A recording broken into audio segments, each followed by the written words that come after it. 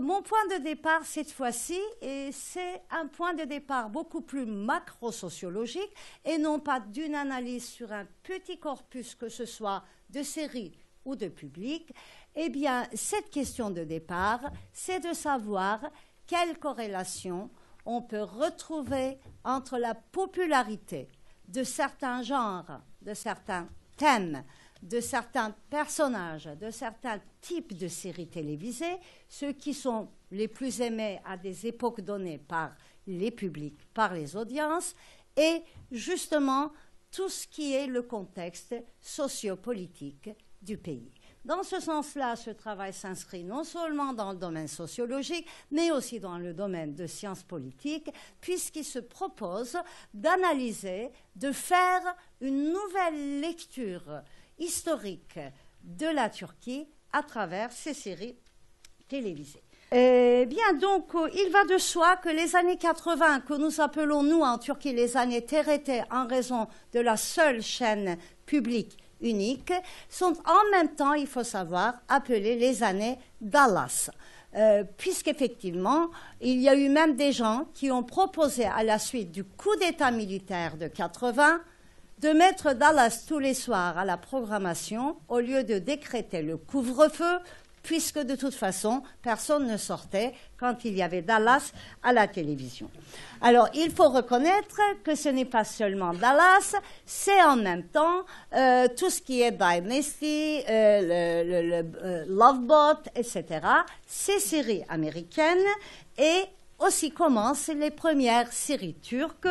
Et il faut dire que les gens, justement, retournent à cet espace domestique pour résister en quelque sorte au climat de guerre civile généralisée et surtout aux différents actes de terrorisme. C'est la découverte de la télévision, l'éblouissement devant la télévision et la découverte de ce que nous appelons le PTT en turc.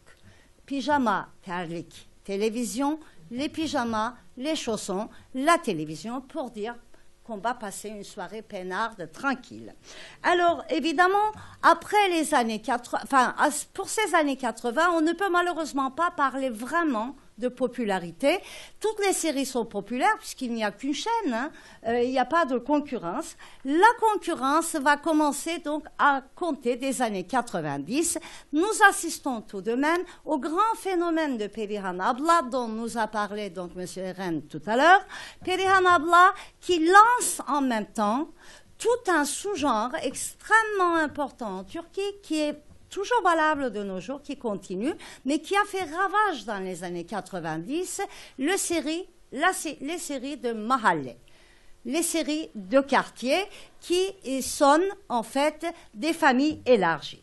Et il faut dire que c'est par ces années face à ces années de crise politique et économique, nous sommes dans les années 90, alors c'est l'après coup d'État, mais les années 90, par l'ouverture au monde, l'intégration à l'économie globale, etc., apportent certains avantages, peut-être au niveau global, à la Turquie, mais l'inflation est à 150% et les gens ne savent plus où tourner de la tête. Les audiences, j'entends bien, et commencent les crises politiques, notamment avec la mort subite de Özal, qui est l'architecte de ces politiques économiques, avec une instabilité politique qui va s'en suivre et des problèmes énormes, notamment autour de la question kurde et des actes assez louches et cette guerre sale, comme nous appelons, qui continue donc dans les régions kurdes des pays. Eh bien, tout simplement, les classes moyennes, les audiences vont puiser dans cette chaleur familiale et communautaire les forces pour résister d'une part à cette crise économique et en même temps pour s'éloigner de tout ce qui est politique et surtout politique politicienne. Et alors, nous assistons également, toujours à cette même époque, avec, il faut dire, la concurrence. Il y a le côté production que je ne développe pas, mais qui est toujours là, avec la concurrence, les formes mixtes de comédie et de drame, notamment à travers, par exemple, Süper Baba, Çılgın Bediş, Mahallenin Muhtarları, mais en même temps, à côté de cette crise économique qui frappe les classes moyennes et populaires, nous avons aussi un autre phénomène corollaire, il faut dire, hein, l'approche économique le nécessite. Nous avons corollairement la montée d'une nouvelle bourgeoisie.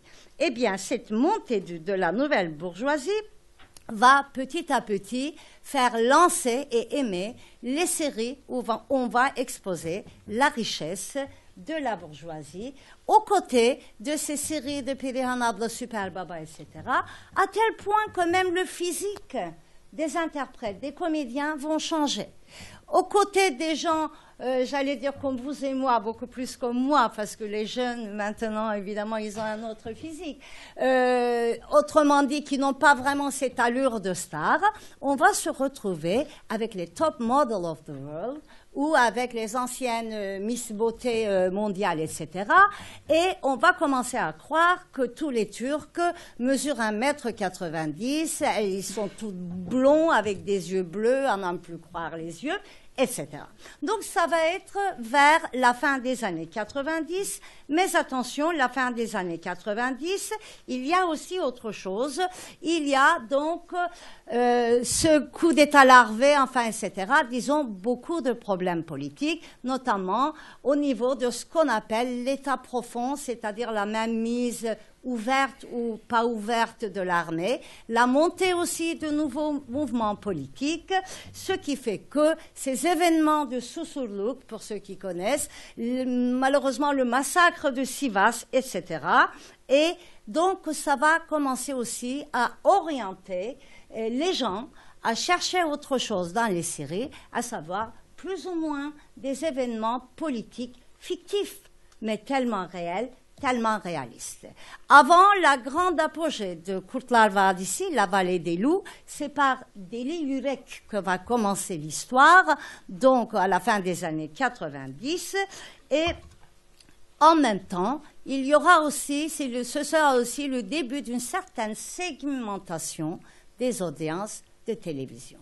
C'est à compter de ces années-là qu'il commencera à y avoir, aux côtés des séries pour toute la famille, des séries plus spécifiques pour les femmes et pour les hommes. Pour les hommes, les séries qu'on appelle de la mafia ou de l'état profond, et pour les femmes, les séries où les femmes commencent à devenir fortes et où elles ne sont plus cette mère affective, adorable, etc. Elles sont toujours adorables, elles aiment toujours leurs enfants, mais elles commencent à tenir debout, elles commencent à ne plus tellement avoir besoin des maris. C'est la grande explosion de Şehnaz Tango. C'est pour la première fois qu'en Turquie, on verra dans la petite ville de Bursa, donc c'est la 5e ou la 6e ville, les femmes sans aucune profession, ce ne sont pas les féministes, ce ne sont pas les mouvements, les organisations qui manifestent quand leur série Şehnaz Tango sera supprimée des grilles donc de programme.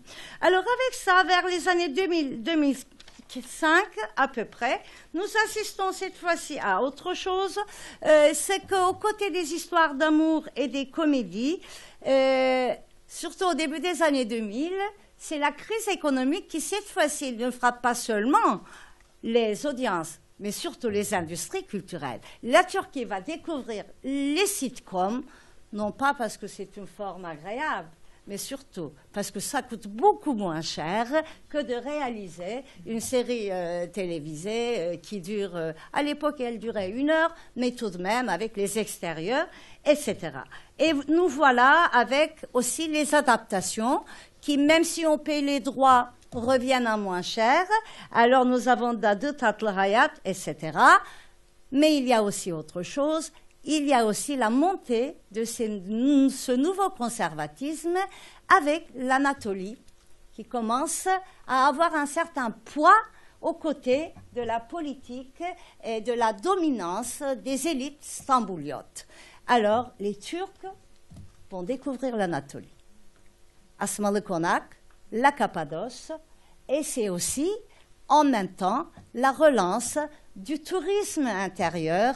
Nous avons des études très sérieuses des académiciens qui nous montrent que le commerce en Cappadoce a augmenté de 60% à la suite de Asmalı Konak, du moins la première année où celle-ci a été donc programmée.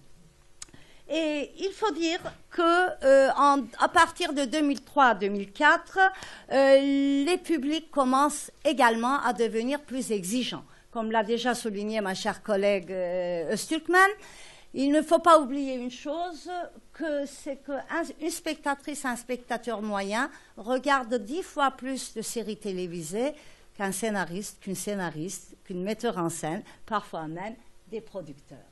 Il y a un télélettrisme de développer, notamment chez les spectateurs de séries, qui est vraiment remarquable, notamment chez certains d'entre eux. Alors c'est ainsi que nous voyons beaucoup plus d'exigences et nous commençons à voir les invisibles, les inconnus des séries qui commencent à faire face. Bon, il est sûr que Sultan, etc., c'est beaucoup plus visible. Déjà, à compter des années 2002-2003, que nous commençons à voir les Roms, les Tchinguenais, sans les appeler vraiment comme ça, à laisser faire des ravages. Les Kurdes, nous commençons très timidement à le voir. Özcan Deniz, il est tellement beau gars, mais il est kurde, etc. Sans oublier une série, toujours oubliée, où pour la première fois on a entendu des chants kurdes en kurde. C'était Dumanlı Yol, qui était programmé sur Canal 7. Et c'est également, début des années donc 2002-2003, c'est le parti AKP qui est au pouvoir, et il commence également une fragmentation politique au niveau de l'amour pour les séries. Alors, aux côtés des séries, entre guillemets, libérales, nous commençons à voir les séries que d'autres ont appelées funestes ou spirituelles, comme on veut, toutes ces séries très moralisantes de Canal 7 et de CTV, dans lesquelles ceux qui font des péchés sont punis, Allah se montre ou le prophète se montre ou fait entendre sa voix dans les rêves pour dire attention, t'as bu de la bière hier, il faudrait, etc., etc. Et en même temps, donc c'est un nouveau pouvoir politique, une certaine fragmentation. Et c'est très important parce qu'au même moment, nous assistons à la naissance d'un nouveau genre, les séries historiques. D'abord, celles qui se tournent vers l'histoire récente, et non pas Muhteşem Yüzyıl, etc., ou les nouvelles qui arrivent. Et c'est ainsi que Çemberimde Gül Oya d'abord, et par la suite, nous allons assister à Hatırla Sevgili, Bu Kalp Seni Unutur mu? En partie Öyle Bir Geçer Zaman Ki, sans oublier la guerre de la libération turque, mais de son côté humain, Kırık Kanatlar, Elveda Rumeli. En fait, les audiences turques ont besoin d'histoires qui ne soient pas officielles. Ils ont besoin de se donner une mémoire collective, de se donner une mémoire historique. Les producteurs, les concepteurs sont là pour leur offrir. Et il ne faut pas oublier non plus l'intertextualité très importante dans ces domaines. Il ne faut pas oublier non plus que parallèlement à la montée de ce nouveau genre, nous assistons à la création de débats politiques ou d'émissions d'histoire populaire sur les chaînes thématiques. Attention, en littérature aussi, c'est l'explosion des biographies. Alors, nous avons des biographies. À la place de la vie d'Atatürk, nous avons la vie d'amour d'Atatürk, à la place, etc. Donc, effectivement, cette recherche de mémoire collective, de lutte contre l'histoire officielle, est vue à travers ce genre de série qui est beaucoup plus aimé. Et, en fait, il s'agira là. Donc, je remonte plus loin, moi, que Leyla et Mejnun. Leyla et Mejnun est, à mon avis, une des conséquences de ce qui a commencé déjà plusieurs années avant, et effectivement, une certaine forme d'opposition qui sera aussi une opposition contre le paternalisme. Yaprak Dökümü, c'était très beau en 2007.